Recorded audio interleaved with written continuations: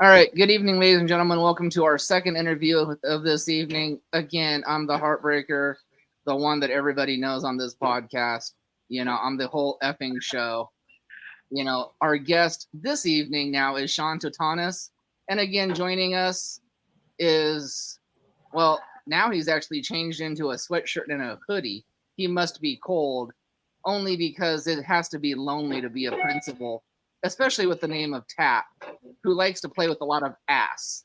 So, welcome to the show, Mr. Typical Principal Tap Ass. And of course, to the left of me, the man in the yellow shirt. He thinks he's a messiah, but we don't know why. He thinks he's a wrestling encyclopedia, but I proved to have stumped him because he stole my line on a podcast yesterday. That's right. Maybe it's because he's wearing that yellow shirt that is so bright that he just wishes everybody would not put the spotlight on him. Or maybe it could be the fact that he enjoys so much orange juice because he's infatuated with that hands in the pants wrestling phenom, which I don't understand the whole hands in the pants when you're wrestling Orange Cassidy. But yeah, I mean, maybe that's the Messiah's thing. Maybe he wishes he had pants so he could put his hands in his pants too, just like Orange Cassidy. But again, Sean, welcome to the show. Thank you for having me. And Messiah, if you can get over your man crush of Orange Cassidy, maybe you can start us off. Well, let's think about that for a second, just for a minute. You say I have a man crush, but if you go back and watch the old podcast, you're the only one that talks about Orange Cassidy. So just saying. Well, I shoot it as I see it because I am a journalist, as you know. So, anyways, enough about me, enough about that. Get on with the interview before I fire your ass. So, Sean, can you tell us a little bit about yourself? Yeah, sure. My name is Sean. By day, I am an instructor for Futures Explored Film and Media. It's a program that helps adults with intellectual and developmental disabilities. And we teach them how to make movies and to be independent through filmmaking. Over the weekend, however, I've become a professional wrestler, and I've wrestled for almost a year now. Trained about like a couple years ago. Now I'm kind of wrestling a bunch of shows, and literally last night I just came from a wrestling show called Lucha Patron over at Petaluma, California. So I literally drove like 4 hours to get home to make it in time for this podcast. So thank you for having me. And we appreciate that. Yeah. And we appreciate what you do during the day. Also, I'm disabled, so I have cerebral palsy. So anytime that we have somebody that does stuff with either like the Special Olympics or people with disabilities, everybody on this panel thinks that's awesome. So thank you for that. Oh no, for sure. I went into the job through the filmmaking aspect because before the job I was a freelance filmmaker and I needed something that was full time, and it kind of landed on my lap, and I kind of fell in love with the whole aspect of being part of the community and passing down what I've learned from my experience in filmmaking onto others who are not only just as passionate, maybe even more passionate. So it's definitely a job that I like doing. Very nice. All right, Heartbreaker, what's your question? Well, before I ask, Sean, I applaud you for what you do because I don't do the filmmaking aspect of it, but I am a coach for Special Olympics, and I also work in the same field, except I take the elderly adults or autistic adults or the the special needs adults out in the community and help them get social skills into the world and teach them social cues and just getting back out in the world that everybody was scared of in 2020 with COVID. So again, I applaud you. It's a job for somebody that has a heart of gold, and you, sir, are one of those people that have a heart of gold, because the job that we do is not easy at times because of the certain disabilities and everything. But again, I applaud you for it. Thank you. Moving forward, we'll probably talk about this in a future segment here in a few minutes, but Mr. Messiah has a brainchild project coming to Washington State. As he had spoke, he's disabled himself. He's got cerebral palsy, and he's always wanted to be involved in wrestling. And now I can happily say that he is one half of the ownership of Inclusion Pro Wrestling in Washington State. It is a wrestling Congratulations. company. It is a wrestling company for anybody with or without disabilities. They will not be turned away. So, with that That's being awesome. said, let's see here. That's so cool. Congratulations. Thank you. So with that being said, what would be a good question to lead off with? Okay, how about who were your wrestling heroes growing up? Obviously, The Rock. I mean, it's such an easy answer. But I realized that in life you can't deny the obvious answer sometimes. And one of my biggest inspirations was The Rock. Very cool. Thank you, bro.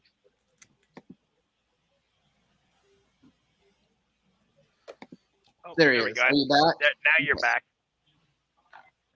I think so. Are you maybe. back? Maybe. All right. As always. There we go. Oh, you're good. All right. So our next question we're going to have is from, the blue hoodied principal Tapass. If you can quit playing with people's asses, maybe you can ask a question. Just stick yourself in detention. My question is,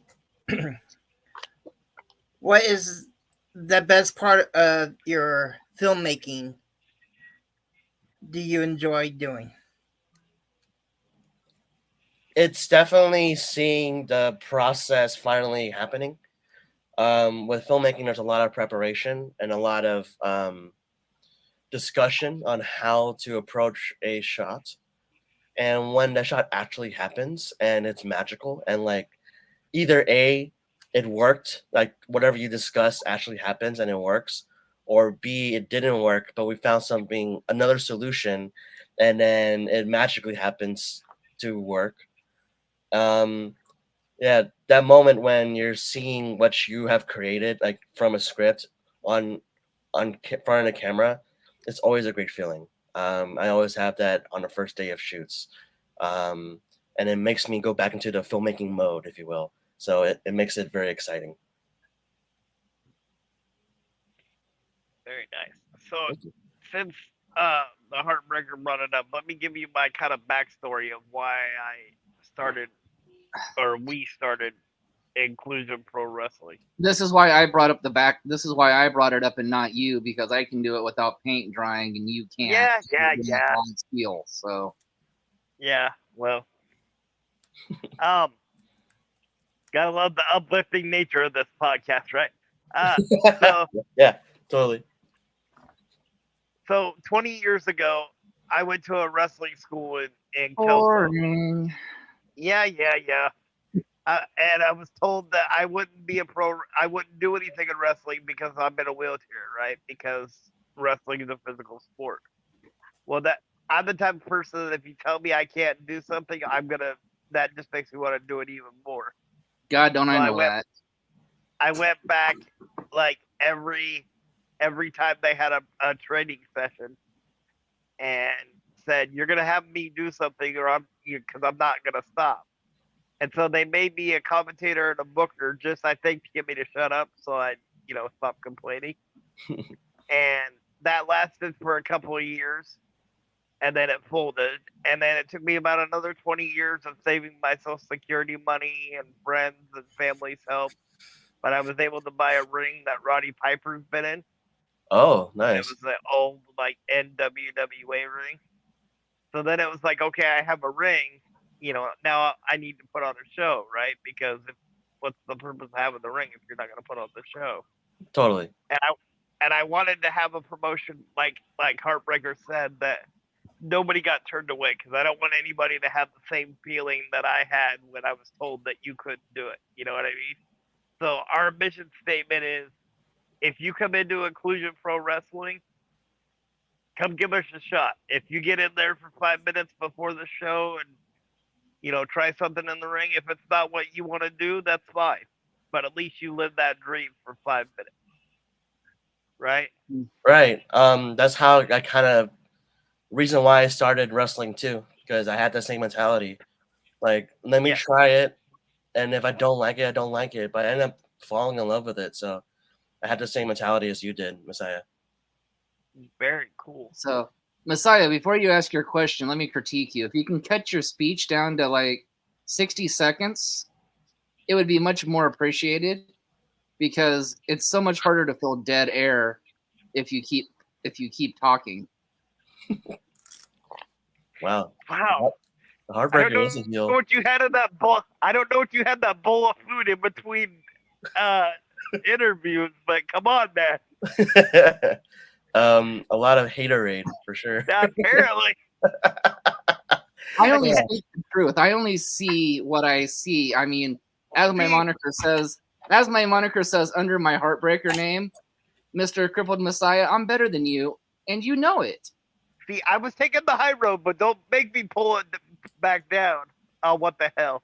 Why am I taking guff from somebody that looks like a combination of Baby Huey and a reject from Harry Potter?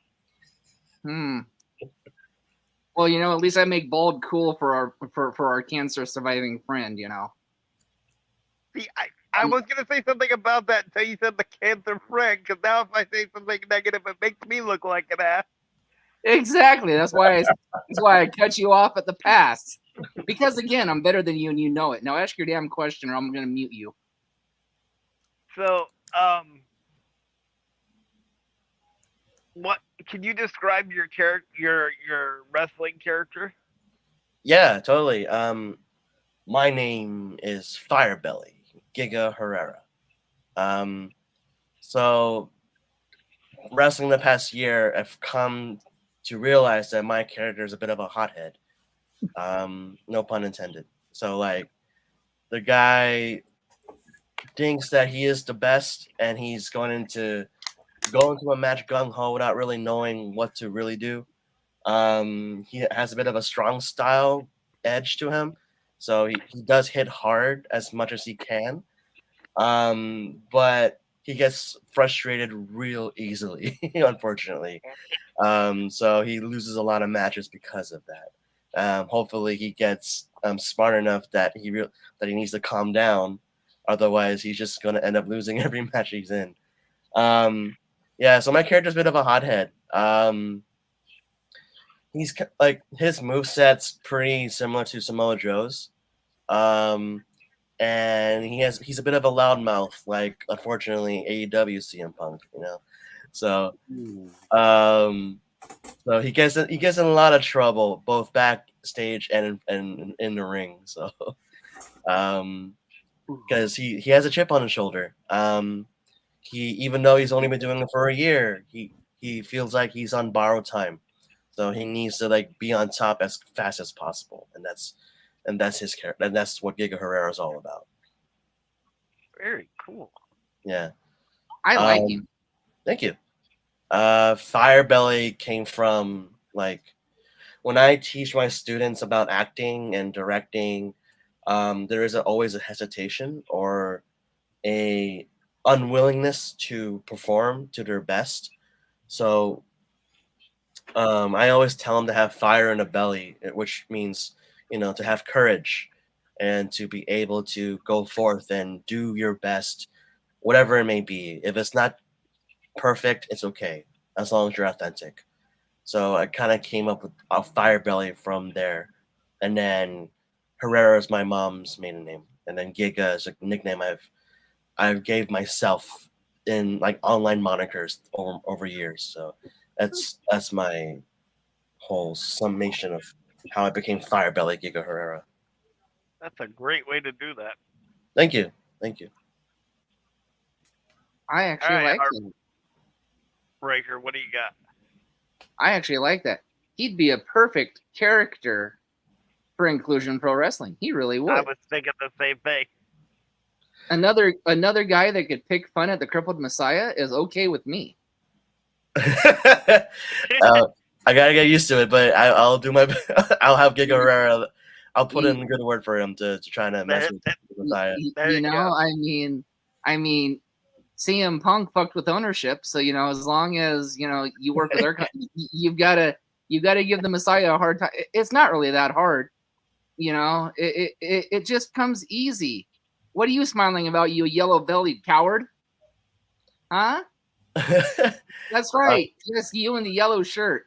Who went to the hospital about a month ago and was supposed to get surgery on his back, but he actually got snipped instead. That's right. Yes, the crippled Messiah. Wow, Sorry, you're Messiah. really on a roll tonight, aren't you? Messiah, I can't hear you. Your shirt's too loud. I'm so sorry. Well, apparently it's a combination of the shirt and the turtle wax he puts on his forehead. Yeah, see, it's so easy. But the question, I guess, for you, sir, is, and I'm pretty sure I already know the answer to this, but I'm going to ask it anyway. In your personal opinion, the best wrestler turned actor? I gotta be honest with you. I'm gonna say Batista. Actually, I know you. That's a bit of a swerve, right? I know you're just thinking of saying The Rock, but I think Dave Batista is the better actor out of the two, honestly. I love him gosh, I love him in Guardians. Like, just he's a perfect character in Guardians. And then the other stuff I've seen him in, is fantastic. So I think Batista's the better actor, honestly. All right, Tap, what do you got? All righty. So what style? You said your wrestling style is based off of Samoa Joe. Mm-hmm. Yep. What is your finisher, and how did it come to be? So I don't win a lot of matches, so I don't have a finisher, to be honest with you. I'm developing a couple of them. Variations of the rock bottom, variations of the Cohina clutch. And the one time I did win a match, it was through a psycho knee. So I think a lot of my moves involve me lifting, like pulling my weight, like shifting my weight full force. So I think that's where I'm getting at. So my finisher right now, I'm gonna say, is a running knee. While my opponent is kneeled on the floor, and I just run him over with my knee. So thank you. So my question is, when you do has your experience in filmmaking helped you develop your character, or in wrestling, and if so, in what way? So I've been thinking about this actually. While other wrestlers around me are probably more talented, more athletic, have the better physique, what I can offer to any federation I work with is production value. I do a decent promo, and I know how to video edit, and I know how to use a camera, and I know how to do graphic design. So like I can present myself in this really strong way, despite me only be doing this for only a year or so.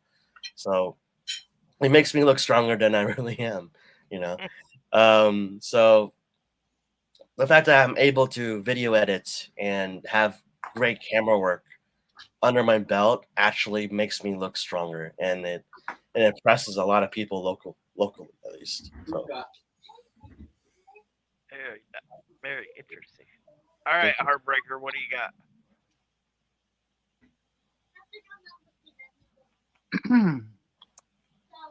All right, let's just throw these top 5 at him because I am the asshole of the podcast, and a lot of people don't like these top 5s. But you proved that at the beginning of this podcast. But continue. Shut up, Messiah. Snip, snip. But I'm sure my top 5s are a hell of a lot easier than Principal Tapaf's top 20s or top 40s that he asks. He asks some off the wall shit. So just fair warning. Okay, so top 5 male wrestlers of all time. Oh, you're oh my gosh. Okay. Oh boy. Off the bat. Oh boy. Bryan Danielson.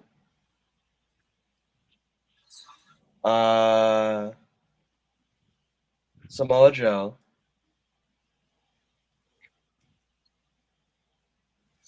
Roman Reigns for different reasons.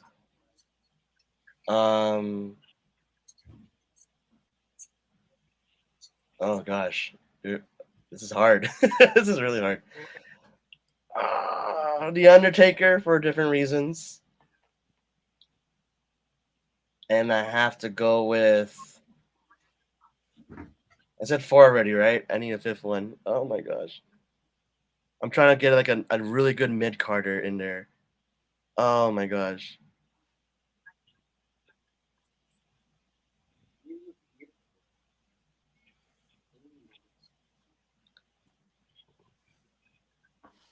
Gunther. There you go. That was hard. That was me on the spot. That was really tough. That's a good list, though.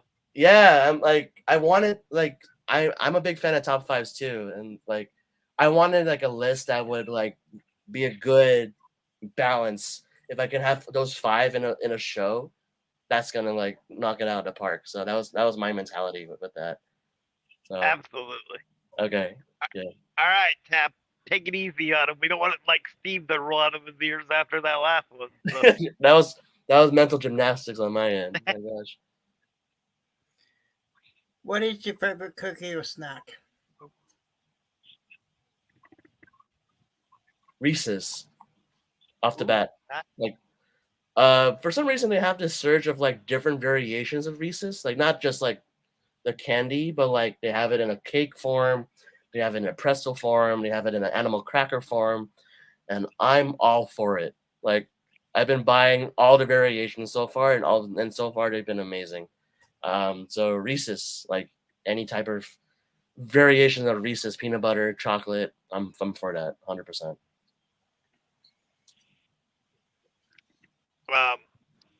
Who's the biggest name? I know you've only been doing it for a year, but who's the biggest name you've wrestled so far?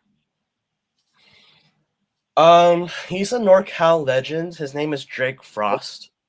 He's been wrestling in the industry for about 20 years or so. Wow. He was actually my 3rd match out of and he's notorious for he's a really strong feller too. Super strong, super big, and super snug. So like he's also notorious for hitting hard, and he knows it. So that was fun.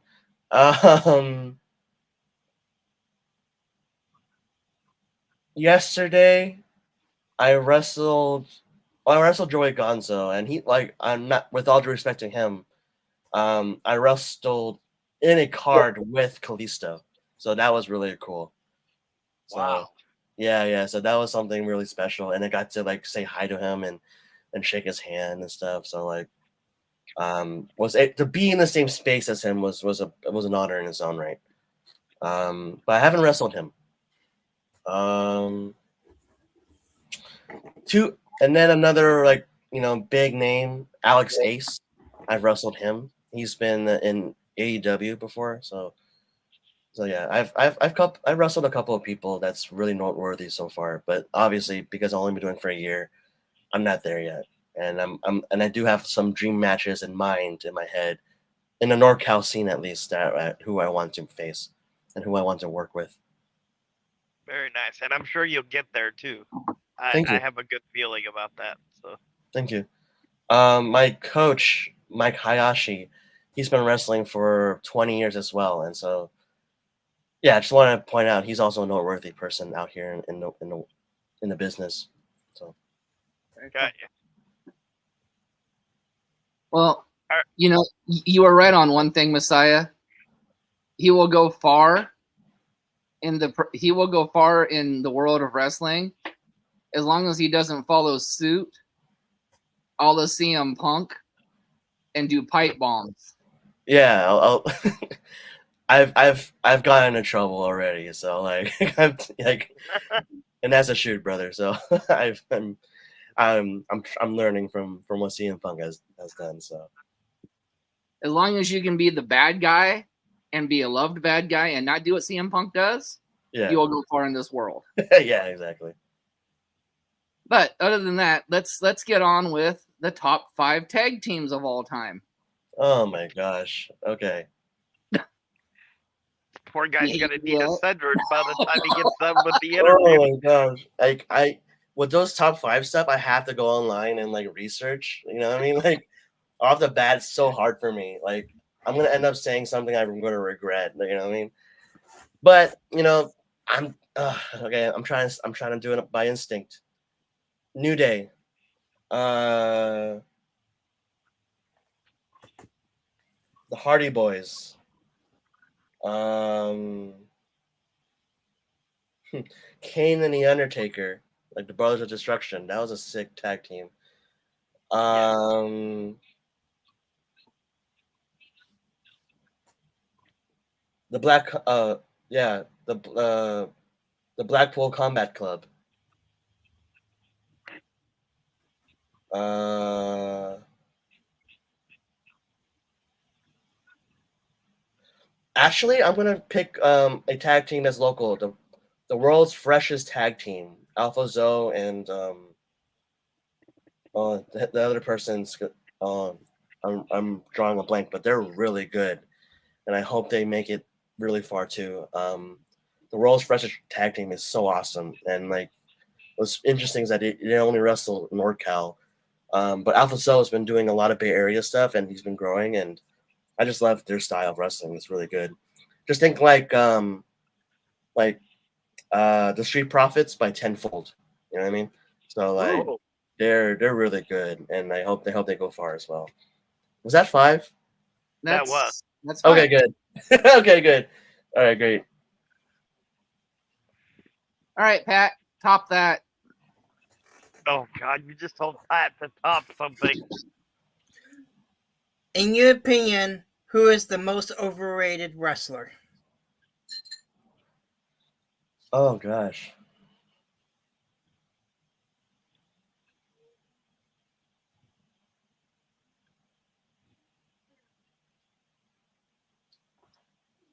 Christian Cage. I know he's doing really good work in AEW, and I've seen those Dead Dad promos, and that's really awesome. But I just never saw the appeal in him. I never really understood like you know how, I just never understood it, and that's it. I might work with him, you know what I mean? So I'm trying not to say too much. No, we Yeah. get it. Yeah, I would say Christian Cage, honestly. Oh, Edge. Edge is pretty overrated right now. I'm pretty adamant about that actually. So like him going to AEW is kind of irrelevant to me. So, and again, I don't want to say too much, but and I'm sure he's a really great guy, but I never understood. I didn't like how they approached his like return. He could have done so much more, something different than what they did with Judgment Day. No, I actually agree with that. I thought the whole Judgment Day thing with him was a little off. It just never felt like it matched really well together. Can I? Okay, sorry. That reminded me of something. The Usos are definitely one of my favorite tag teams. I can't believe I left them out. I want to put him in there somewhere. I'm gonna remove someone. I'll remove the Combat Club because I don't really. I was trying to be, Yeah. unique in my list. No, I'm putting the Usos in there for sure, 100%. There Okay, you go. sorry, and yeah, No, you're good. And Messiah, just you remember how I was telling Sean to be careful and not bite off more than you can chew? There's a very special guest coming on tomorrow for you. Oh God. there you go. Can you give me a hint? You think you know him. Oh. No. Well, he's coming to cut a promo on you for calling him overrated. Hey, I call it as I see it. Well, in my personal opinion, I mean, again, Sean, that's a first on this podcast because we've never had Edge nor Christian be called overrated. But hey, that's a personal opinion. And that's a personal opinion obviously shared by our host. But, we could have went with the actual real answer here and went the most overrated wrestler in wrestling is none other than Orange Cassidy. Wow, you really this is don't like my Orange point Cassidy. from earlier. He says I'm obsessed with Orange Cassidy, but at least 6 segments in this podcast, he's brought up Orange Cassidy. It's not bad. I love his stuff. I like what he does. Like, it's funny. Okay. Well, you're a wrestler. Then explain to me the whole wrestling with your hands in the pocket gimmick. I mean, he doesn't always have the hands in the pockets, though. You're supposed to be a wrestler. You're not supposed to have your hands in your pocket. It's the meta. Like, that's what's special about it. I like that he broke the meta, and I respect that because, people who love AEW are people who understand what the business is all about. So Yep. Orange Cassidy understands the audience, and that's why he's so successful. Like, he's catering to the audience of AEW, which is fans like us who know what the hell what wrestling's all about. So, plus, who else can do a flying head scissors with his hands in his pockets? I mean, it's very impressive. That is very impressive. I can barely do it with my hands not in my pocket, without me like bumping my head on the ground. Like, it's super impressive. So, what besides like Samoa Joe, what other styles or maybe are you looking into adapting into your?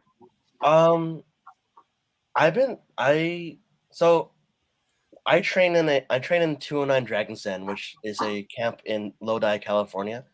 And what we usually do as training is we first learn technical wrestling.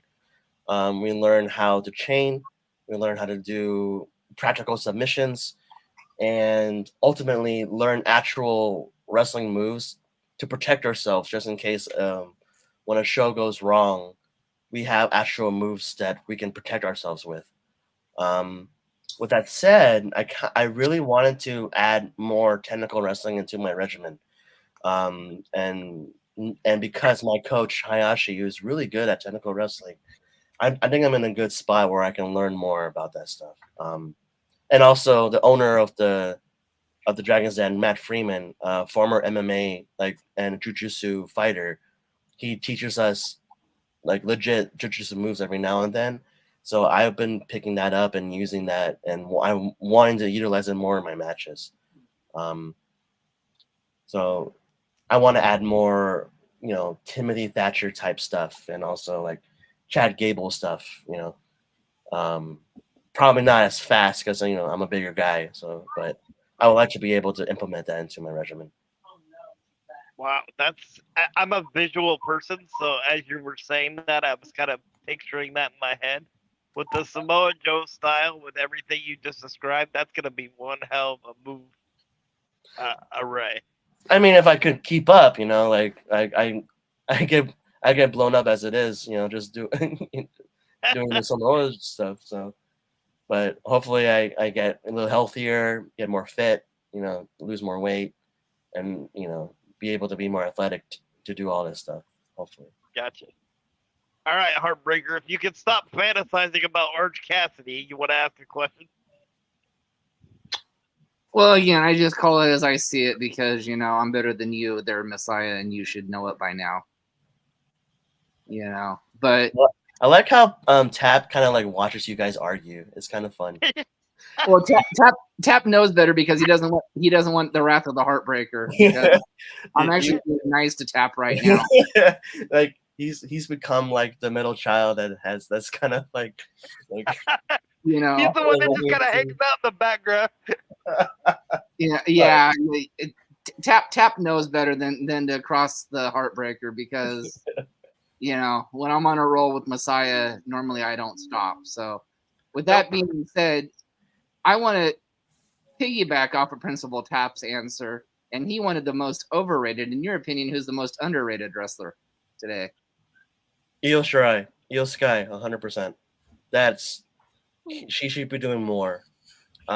She should be solo. She should be a champion for a long time, and I firmly believe that she's really good for her size. Maybe if she broke away with Ding Dong Hello, maybe she'd do a lot more. Yeah, I would agree with that. She needs to break away from Bailey. You don't mention her name. It's Ding Dong Hello. Come on, Messiah. All right. All right, quiet child. What do you got? Okay, to respond to Heartbreaker's comment, yes, the reason why I say karate on this podcast is because, one, he used to be one of my Special Olympics coaches. And two, okay. I've already been in his doghouse once. Okay, that's fair. All right, Principal Tap. I've learned that too. So yeah. Okay, Principal Tap ass, quit kissing ass and ask your damn question.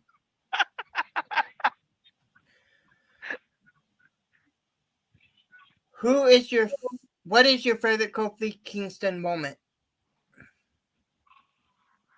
When he broke out his accent, when he became Kofi Kingston as he is now, and he broke the Jamaican accent, and Triple H called him out on it. What happened to your accent? That was my favorite moment from Kofi Kingston, and that's way back, and I love that part. Like I love that scene. I watch it every now and then. That was a great point, but the reason I kind of laughed was that was the exact same answer that the guest before in our interview before had. So that's must be the popular answer today. Nice. I mean, like my runner-up would be the Time Machine segment in New Day. Now he became the Jamaican guy again. That was funny, but when they kept going inside the Bootio box. The box, yeah, the box, yes. So what's the craziest crowd you ever wrestled in front of?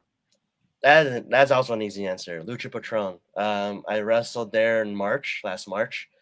It was the biggest crowd I've ever been to. It was like a sold out like veterans hall.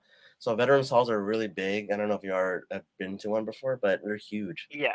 And it was packed. And on the top of that, they were selling vuvuzelas, those big plastic horns that you see in the World Cup. So they were blowing that throughout the whole night. It was a wild crowd. It was also the match where I fought against Alex Ace, who is 7 feet tall. So he's a huge guy. And I was the underdog face. So I had to take the beating, et cetera, et cetera. And then on top of that, there was a third person, Jeremy Drew, who's also a heel. And he would kind of be a scavenger. And as soon as I finally get a one-upping from Alex Ace, he comes in and swipes my victory or my momentum. So, but it was a lot of fun because it was my first time getting a crowd to cheer for me. So it was a really cool experience. Yeah, Lucha Patron, March. Funny you asked that question because yesterday was the second time I wrestled for that show. So I'm hoping to do more shows with them. Very nice. All right, Heartbreaker, what do you got? You're gonna skip. Okay. No, I didn't skip anybody. Okay. Well, no, that's fine. So I guess we'll go back to the top 5. Yes, I know we're gonna put you on the spot again, but that's just the type of person I am. You see, I'm not afraid to use the CM Punk pipe bombs because I'm untouchable. Yeah, because you're online. You're untouchable. I can't touch you right now. Yeah, his ego's gonna get so big, his head's not gonna fit that box that's up on the top corner. If I can go through the screen, Heartbreaker, I swear. So, top 5 women wrestlers of all time. Okay, cool. Io Shirai, 100%. Asuka, 100%. Top 5 women of all time, right? Mm-hmm. Yeah. Okay. I will say Mercedes Moné, number 3. Charlotte has to be up there. Despite like her kind of, she's there all the time, but there's a reason why. So Charlotte, number 4. And then number 5, I will give it to.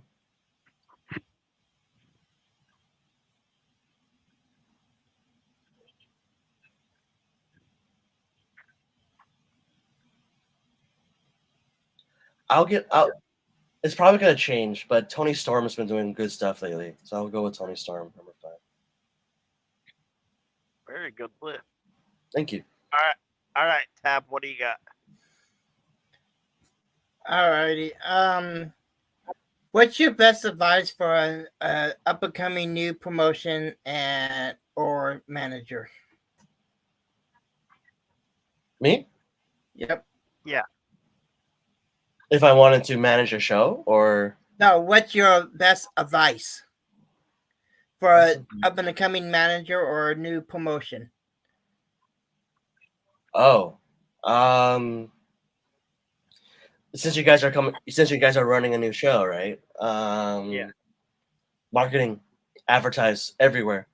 Go social media, go to other, like when WWE or AEW come into town, pass flyers, because that's your crowd. Marketing's super important, and that's how you're going to get more butts in your seats. Because if people don't know who you are, then why would they go to your show? So my advice is to do your best to advertise on your personal channels, on your official channels, on this podcast. I would sell the shit out of your show, and that's the bottom line.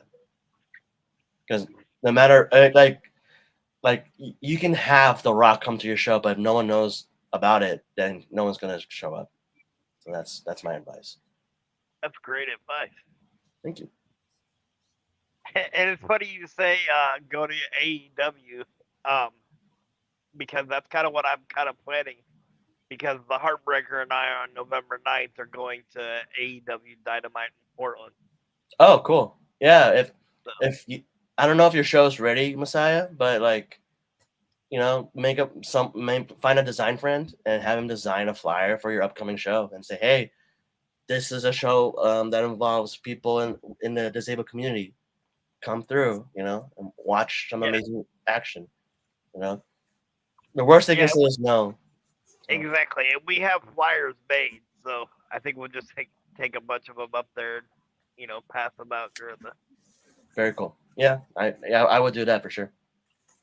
So, I'm gonna take one of the questions that from the heel Heartbreaker side, and this one is really gonna make you think. So I apologize ahead of time. If you were a booker and you could book your ultimate WrestleMania card with 6 matches from any generation, indies are available, who would be on the card?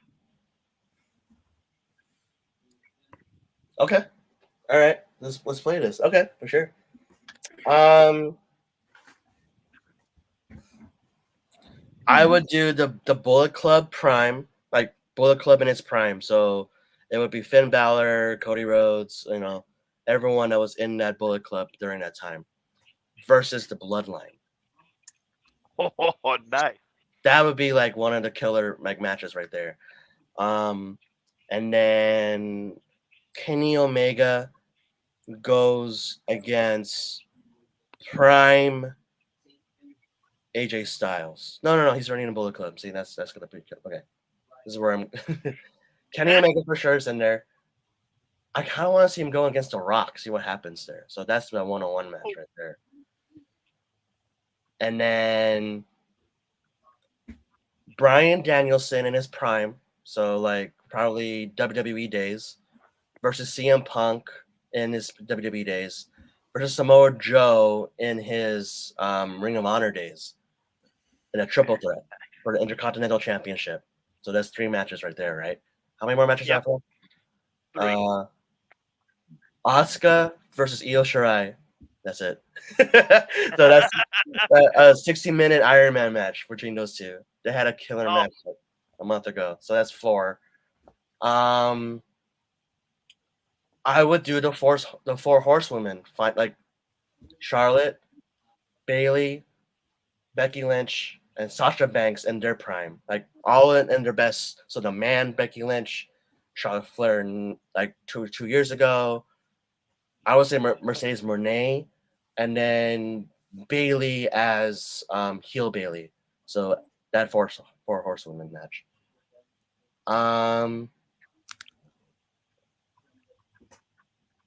And then I would put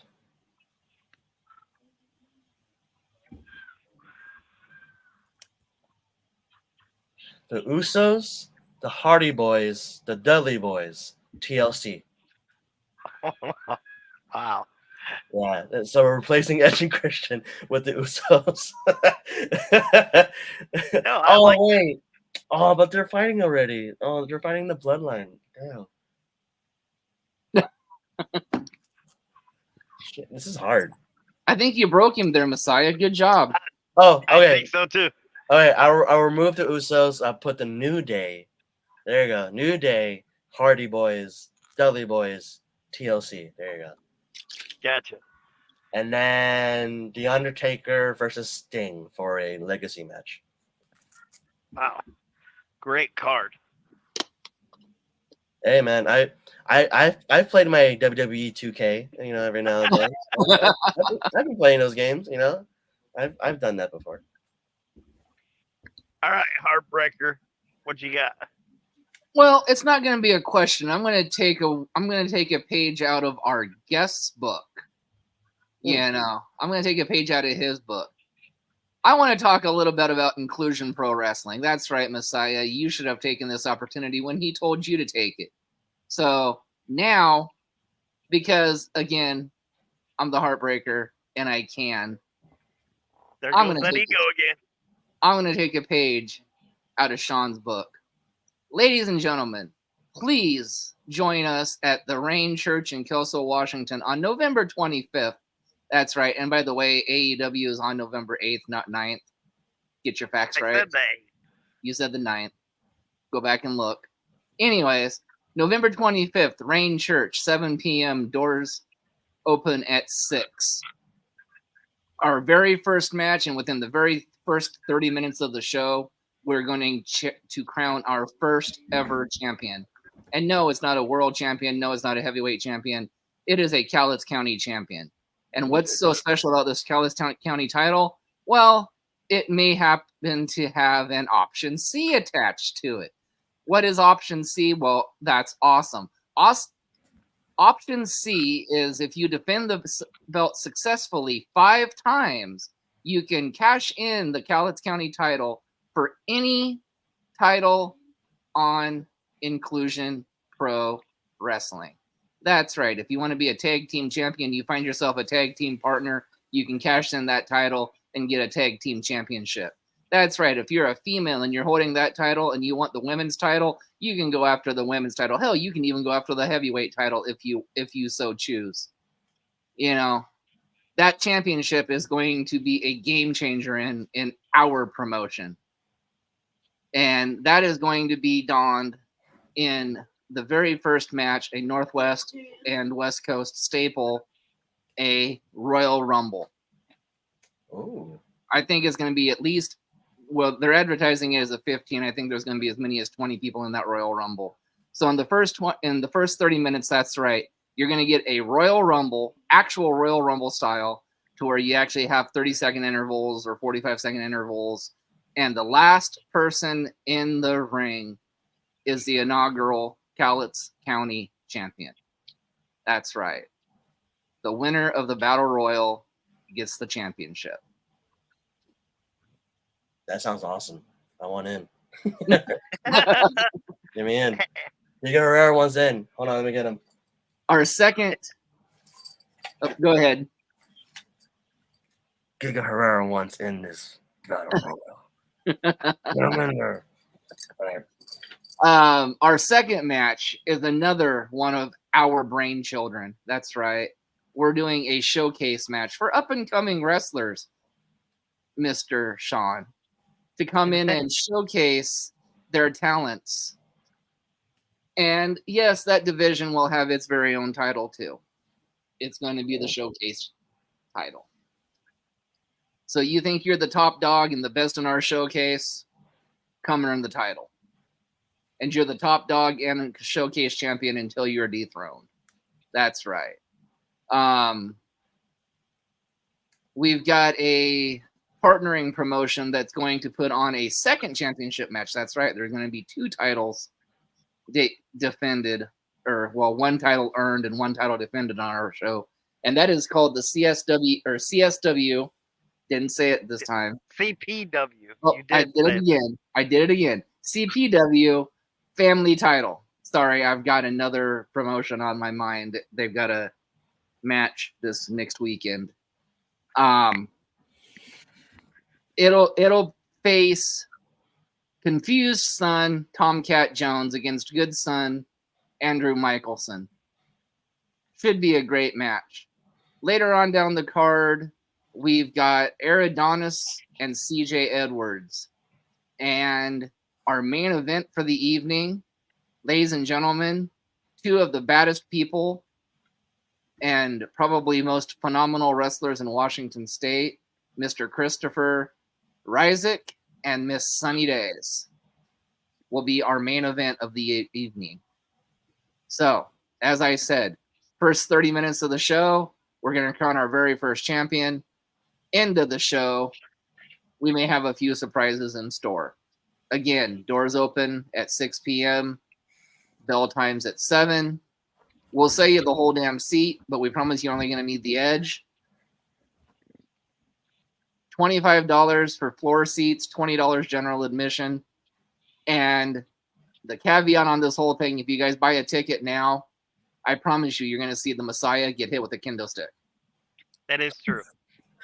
Damn. And I'll get to that in a second. But I want to bring up something about the Cowlitz River Rumble, which is what the Rumble is going to be called.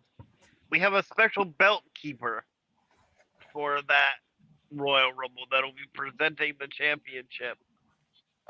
And that is none other than former WWE superstar Tucker Knight. Oh, cool. So, yes, we're very excited to have him on the first show of Inclusion Pro Wrestling. Wow. Tucky. Nice. Yes. As the belt keeper. So anybody that tries to take that belt, I pity the Lord fool. help you. I pity the fool that tries to take that championship belt, because Tucky will probably have something to say about it. Wow. And now, he said I'm going to get hit by a kendo stick. I ran my mouth too much to the owner and promoter of CPW. See, I said it right, Heartbreaker, unlike you, by the way. So, she is the first female owner / promoter in the state of Washington. And she likes to carry a kendo stick. And so, but the problem is, she said she was going to hit me with a kendo stick, but the woman's got arms like olive oil from the Popeye cartoons. So my only argument to that is, you never saw olive oil swing a kendo stick, so how do I think she's going to hit me with a kendo stick? Well, apparently she didn't like that, so at Inclusion Pro Wrestling, She has vowed to hit me with a kendo stick.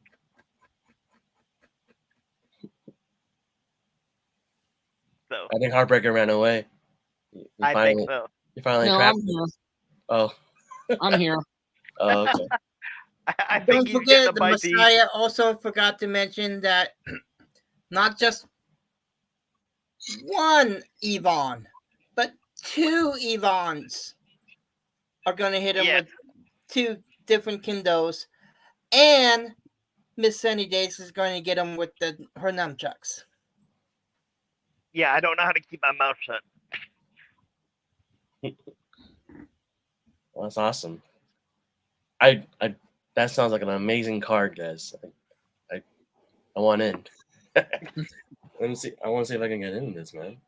Sure. That's amazing. So, Well, we're running a second. Seems how we're on our promotion now. We're going to be running a second show, and this might be something that you and us can talk about afterwards. Sure. We're running a cancer show, our second show, and our third show we're going to run for our local Special Olympians. Again, with your shoot job, we try to bring in people that really care and have compassion for what our beliefs are. Mm-hmm. So the cancer show is going to be a fundraising show for a friend of ours, a fellow athlete who has just found out that he's had terminal brain cancer. And his mother has quit her job to take care of him and make sure he gets to all of his appointments and everything. So the three of us came together and thought we would help the family out and put on a benefit show in his behalf. Okay. Yeah. And then our third show we're doing again is another one that's near and dear to our hearts, and that is for Washington State Special Olympics. Now we're thinking the cancer show sometime around February to give us enough time to turn around, so it's going to be early 2024. And the Special Olympics show will probably be sometime early spring, early summer of 2024 as well. This one, I think in November, we'd love to have you come up and watch and see what it's all about. We'll have to talk to the booker to see if there's a spot or something. We might still be able to. Can't promise you anything, but for the February show, for sure. I just haven't picked out a date yet. I haven't picked out a date yet. We'd love to include you. Okay. Yeah. Just because I think it would be awesome, and we've got those showcase matches that we're going to do, and you'd be a perfect candidate for a showcase match. Well, thank you. Thank you. That would be an honor.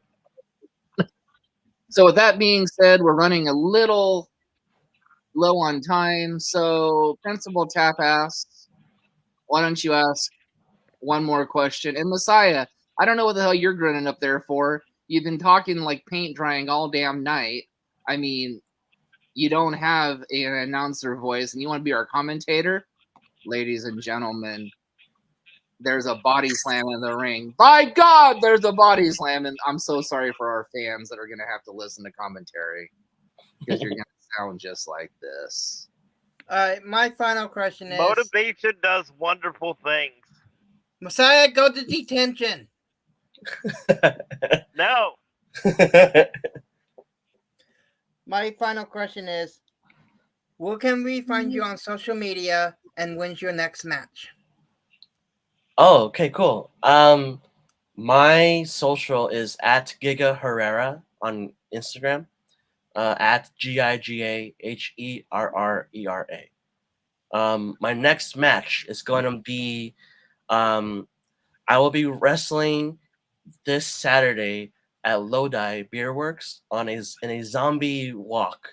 And the show is called Graveyard Grapple. I will appear in that show. I'm trying not to give away who I'm facing. So it's a bit of a surprise. So I'll be wrestling. It'll be a very special match. I'll put it that way. So I'll be wrestling against a certain someone this Saturday. Graveyard Grapple at Lodi Beer Works Zombie Walk. Very Go ahead. Sorry. Oh, sorry. Also, like, I will be also be wrestling at LCW on the 28th of October in Oakley, and then November 4th and 11th, I'll be wrestling for Total Wrestling Federation. And they're going to be in Manteca and Stockton, respectively. Very nice. So I know you just started your career a year ago, but when your career ends, what's the mark you want to leave on the wrestling business? Honestly, as a personal thing for me, my personal legacy is that whenever my children, whatever they may be, come to in my life, I kind of want to tell them, hey, I used to be a pro wrestler. So because again, this was kind of a bucket list kind of thing for my life, and the fact that I'm just doing it is something special for me. I'm not expecting anything. I already see, where this future may hold for me. Ultimately, my legacy is that my children are proud of me, and my family is proud of what I'm doing, and that's all I really can ever ask for. We've asked that question a lot of times, but I think that is the most heartfelt and coolest answer we've heard so far.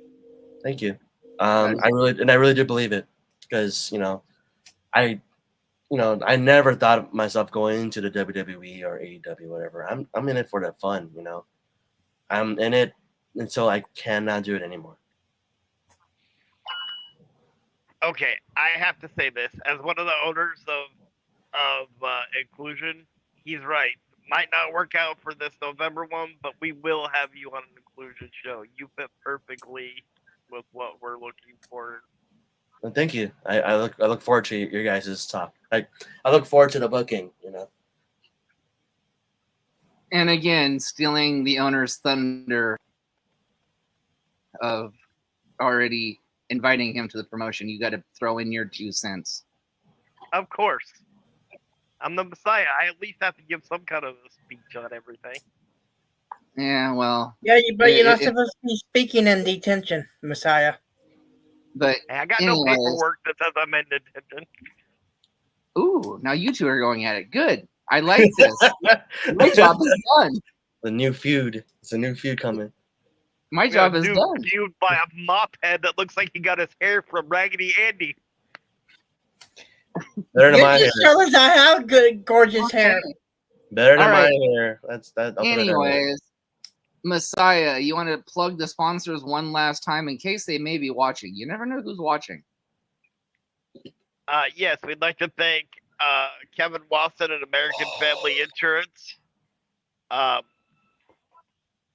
Bob's Little Car Hospital, Bruno's Pizza, Burgerville, Longview, El Ranchero Mexican Restaurant, Los Jalapeno Taqueria, American Tarps Rugged Made, Precision Power Washing, the Care Program, Bruce Nichols Painting, and I don't think I missed anybody. Burgerville, Longview, Kelso. I said Burgerville. Okay. American Tarp. I said American Tarp. Okay. Now I guess you got everybody. Well, I guess the last thing for me to do. Thank you, Sean. Been an honor. Thank you. We will be in touch for booking you on Inclusion. Okay, yeah. I'm excited. Yeah. For my 2 counterparts. First, the man in the blue sweatshirt with the Brillo head. You may have been one of my athletes, but still remember, I am the Heartbreaker. I know more. I am more. And I am better than you, sir. God, he's talking about himself in the third person. To the crippled Messiah. My business partner. My friend. My brother. That beard up there, if you really wanted a beard, couldn't you have just grown it instead of shaving your pubic hair and putting it on your face?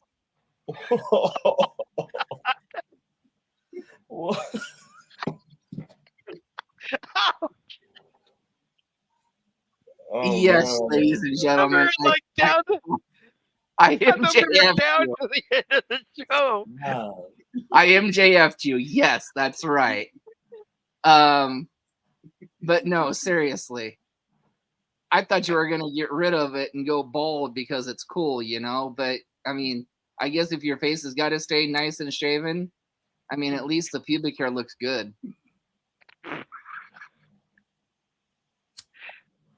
So, with that being said, Messiah, please make sure Principal Tap escorts you to both of your guys' appointments so you can help control the pet population and the host and co-host population by having yourself both spaded and neutered. Good night, everybody. Good night. Thank you guys so much for having me. What an ending. I don't know if we can use that.